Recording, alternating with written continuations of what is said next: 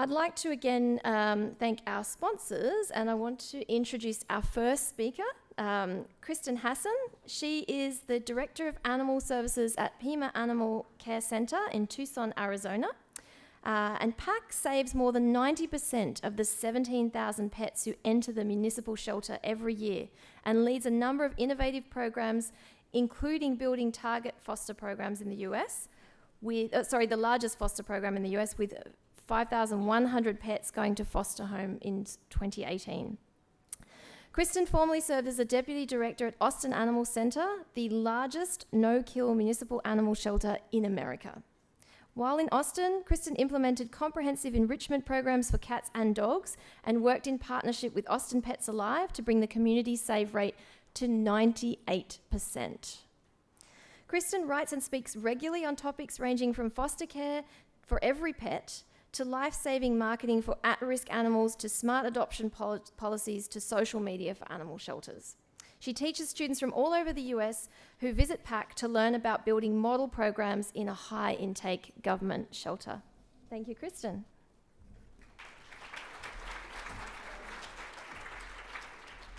Can everybody? Okay, how's that? Can everybody hear me? Cool. Hi, everyone. How are you doing this morning? Does this conference happen every year or every 2 years? Every 2 years. Okay, so you all haven't seen each other in a while. Well, welcome, and thank you so much for welcoming me. And thanks especially to Nell. I met Nell a couple of years ago at a conference in the US, and she walks around these conferences with 3,000 people at them or more, and everyone knows who she is. She goes around and makes Australia proud, and so many people know a lot about what happens with animal welfare here because of Nell. So thank you, Nell, for having me and for being such a wonderful representative of all the cool things happening in animal welfare here. So I'm going to talk today about some big picture stuff. How many of you have been doing this work for more than 1 year? Okay, how about more than 3 years? Oh, wow. More than 5 years?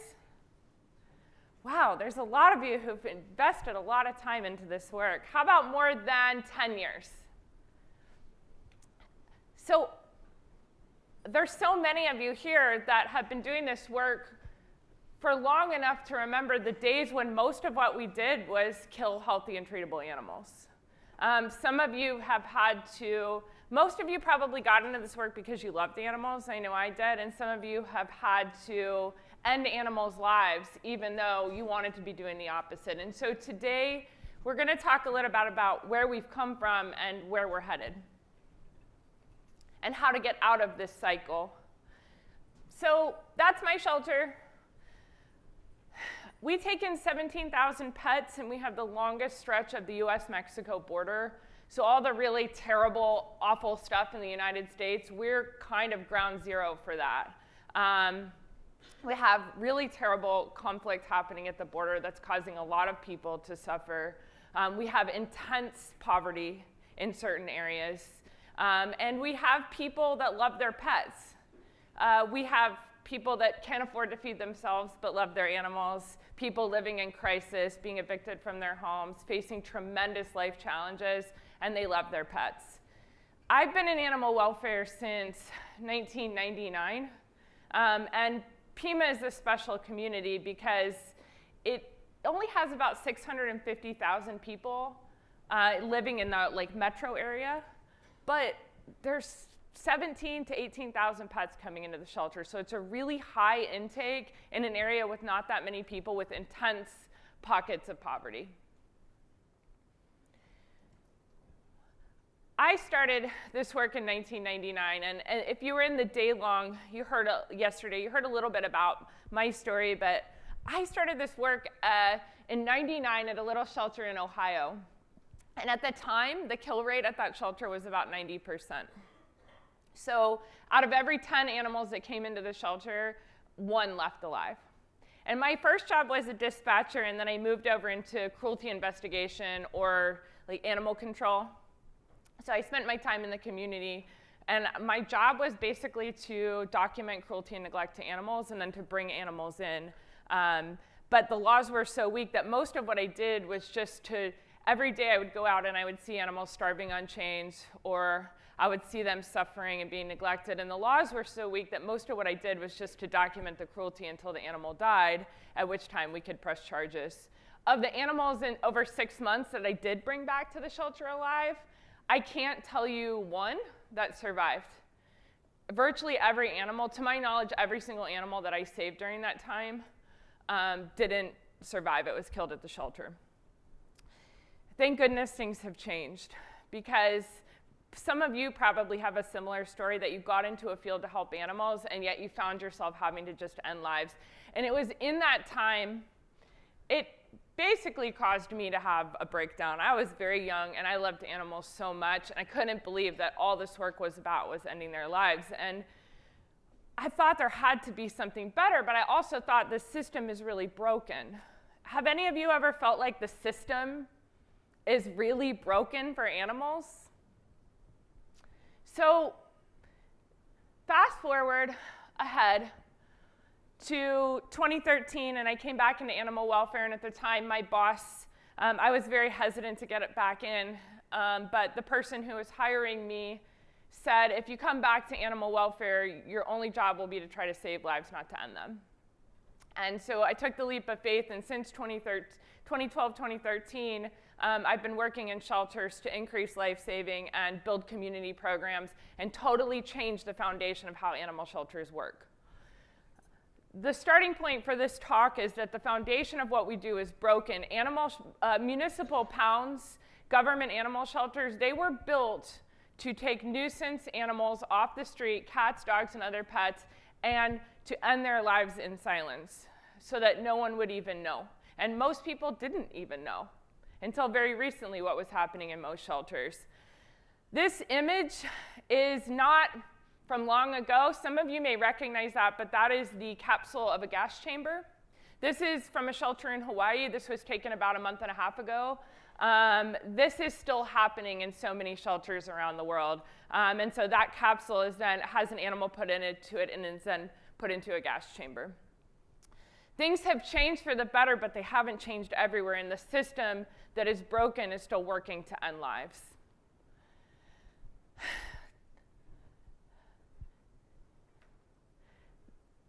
This is sort of a cycle. And when I was trying to think about like how do animals get into the shelter system, it's really pretty simple. They're separated out of their communities, out of their homes, whether they're a community cat living their life, or a dog that's with a family, or another type of animal. They're separated, they're put into the institution, they're evaluated, so every engagement they have with a person in the institution is about whether they live or whether they die. If you ever think about that, every time we look at an animal in a shelter, we're making that kind of assessment. And then they've really got only a couple of options. They either are rehomed, they're put into another situation in the community, or their life is ended. And that's the system we're all still working within. Oh gosh. No. Yes. Great. So things are changing because we're finally recognizing that it's a system that's broken. It's not the animals that are broken or unwanted, and it's not the community's fault. There is a system that is not working to save lives, and it is a hamster wheel. It requires this endless number of animals entering the system and either leaving alive or not, but it feels never ending. And we're finally learning that there's a way to change this. Has anybody heard of disruptive design? Okay, so at its simplest, you can start to change things. So in animal welfare, when we look at the old pound model where animals' only outcome option was to die, and we look at animal sheltering, we've changed things. We adopt out a lot more animals. We have community cat programs. We make interventions into the broken system. But disruptive design says we need to do a lot more than that. We need to take apart that old system, and we need to look at what's truly broken about it, and we need to try to identify the real problems so that we can come up with real solutions. We do new things that make those old things obsolete. They don't matter anymore. So, the next few items I'm going to talk about are the starting points. How many of you oversee staff or volunteers or have some role in managing or leading people in your organization? Great. So how many of you have peers or colleagues that you have conversations about animal welfare with? I hope all of you. Everybody should be raising their hand. Cool. These next few things are starting points for how we change this broken system. So these are the things that we have to be in agreement on. And if you manage a team or you manage staff, these are starting points that you can begin to share with them to change the way that they're thinking about their work. It's no longer enough to just say, oh, we need to do more adoptions. We need to have more volunteers. We need to have bigger community cat programs. We need to start thinking a little bit bigger. So the first idea is that pets belong in communities, not institutions. Our work starts when we resist this idea that every pet who is a nuisance, who is in need, who doesn't have an immediate owner, has to come into a shelter, into an institution. Because at that starting point is where the problem begins. This is a picture, in our shelter, we serve people experiencing homelessness. And so this is a person who is experiencing homelessness with her dog. And at our shelter, instead of taking those animals in from the people, we go to them and we serve their animals where they live. We provide vaccines and sterilization and microchips for those pets. And we help those owners be successful. You're going to see some other photos of people experiencing homelessness because that's one area where a lot of us tend to judge and say, oh, if they can't take care of themselves, how can they take care of a pet? Some of you in this room have probably thought that. And we do a lot of work. Because our community does have pockets of extreme poverty, we do a lot of work with people facing homelessness. The second idea is that the welfare of pets is connected to the welfare of people. When people suffer, animals will suffer. When people struggle, animals will struggle. And so we can't separate those two things. We can't just take all the pets away from all the poor people, all the struggling people, all the people who aren't good enough, and then rehome them to people who we think are good enough. We have to start looking at the welfare of humans and the welfare of animals as a single entity. So a quick example of that. Do any of you have issues with hoarding? We have really extreme issues with cat hoarding. At any given time, we're addressing probably 10 people who are dealing with cat hoarding issues. And you know what we used to do? We used to just go take all their cats. What do you think happened to most of those cats? They were euthanized. Because you take in 50 cats who have been in really hard circumstances, who have special medical and behavioral problems, and those cats are hard to find a place for. We've completely changed the way that we deal with those situations. Today, when we have people with cat hoarding issues, we go to the person, we try to understand what's happening for them. We slowly take the majority of their cats as we're able to adopt them. So we may take 5 at a time, but we're not taking every animal out, and we leave them with some pets, and we get those pets spayed and neutered, and then we connect to our human health department and help that person get the support that they need. Animal hoarding has 100% recidivism if you don't address the mental health issues behind it, 100%. So just by depopulating and taking those cats out, we were ending a lot of lives, and we weren't helping the people. We have a responsibility to keep pets safe while they're living in shelters, and this is a really tough one. And I know so many of you struggle with not having life outcome options. Yesterday, we talked a lot about cats and dogs who are under-socialized or fearful or have known behavioral challenges. This is a huge, huge issue for so many of you, but we have to do better keeping animals safe while they're in our institutions. The goal should be that an animal shelter is a safety net. It's a short stop along the pet getting back into the community, back where it's meant to live. And we have to rethink the role of the animal shelter. Imagine a world where the longest length of stay of any pet in a shelter was 7 days, because every pet was headed on to its next step. And the shelter was just a tiny stopping point, not an end point, and not the end of the pet's life.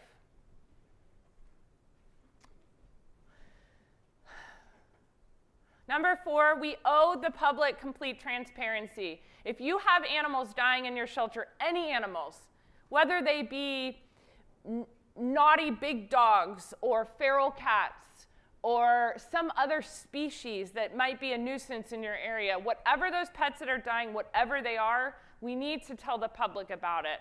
And why?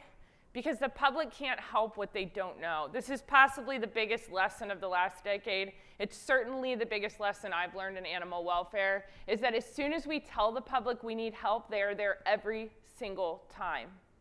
But for some reason, we believe we have to bear the burden of this work alone, that the public shouldn't have to know. It's too hard or it's too sad. But homeless pets are our community's responsibilities, and they want to help save their lives. So whatever animals are still dying in your care, we should be talking about those pets. We're always talking about save rates. And I come from an organization in Austin where we saved 98% of the pets. But we should be talking about the 2% or the 10% or the 20% that aren't living.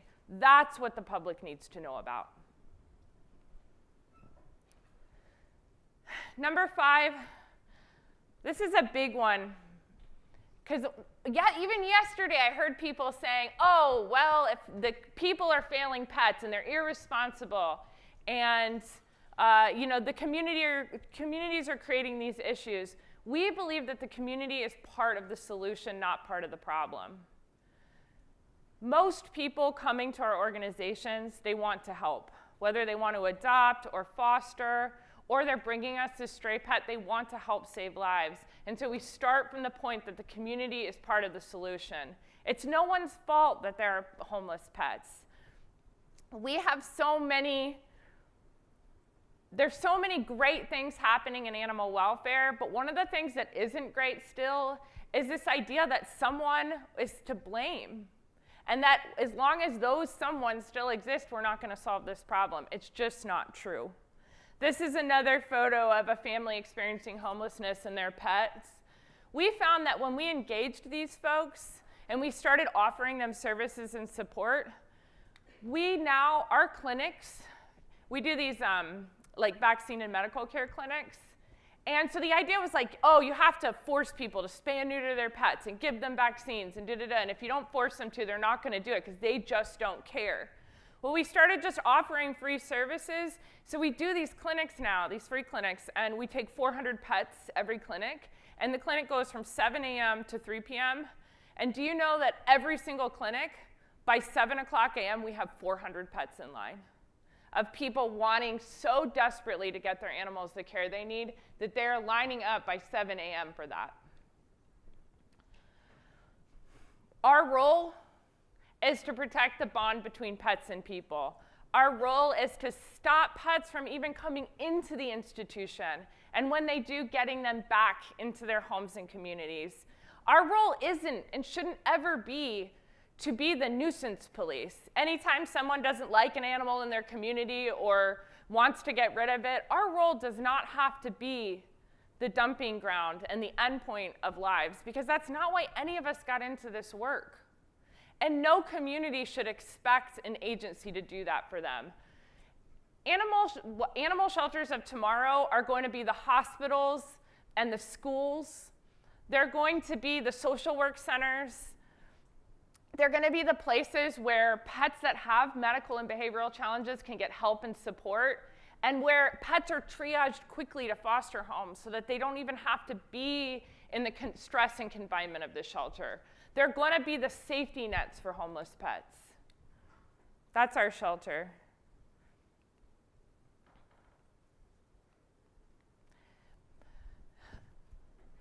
If the solution to a problem with homeless pets for you is death, we just need to euthanize more, We have no choice but to cull these animals. We have no choice but to end their lives. If that's your solution to the problem, you haven't found the solution yet. We talked a little yesterday in the day long, and I asked the group, can you think of one social problem or any problem that has ever been solved by killing? I can't. If you think of one, come tell me. There are no problems that have ever been solved just by killing more. And so if that is the only answer you are at, you're not there yet. And that doesn't mean animals aren't still going to die in our organizations. I run a government animal shelter. I work for a municipal government organization, and we certainly have pets that we don't yet have the resources to help. We have dogs that pose an immediate threat to public safety and are truly unsafe and we can't release. We have cats and dogs who are very much at the end of their life. They're 16 or 17, and they have pain that can't be controlled. But it's a tiny fraction. It's a tiny fraction of the pets that come into our care. If you remember nothing else I say, remember that all pets and all people are individuals. And we've tried to build this institution into something that works for most, but in doing that, we've left out sometimes up to half of our animals.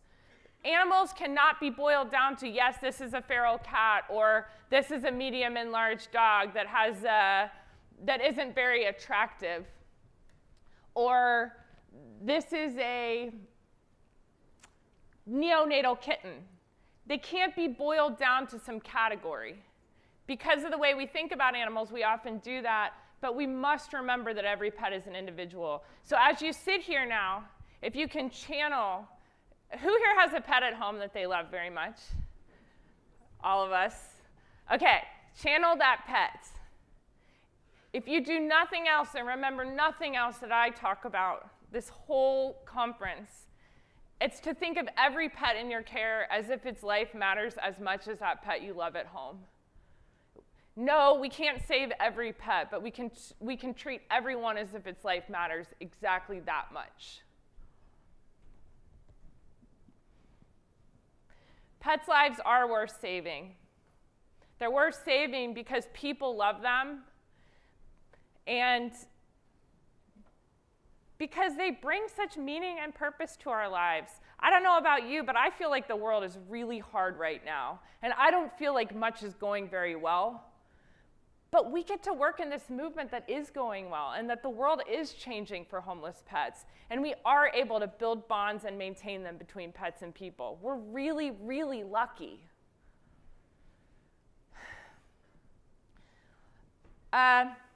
I could tell you stories about how everyone should have questioned me in the past because I've said things that I didn't know exactly what I was talking about. Everyone in animal welfare does that. We're all just guessing. We don't really know. We're just starting to do data and research. We are just regular people, and everyone who's going to speak to you, this conference and any conference, everything you're going to see on the internet, we're just regular people trying to save lives, and so question us. Don't take anything for granted. And know that in the end, you have to do the right thing. And if your gut instinct tells you something and tells you a life is worth saving, then you should do it.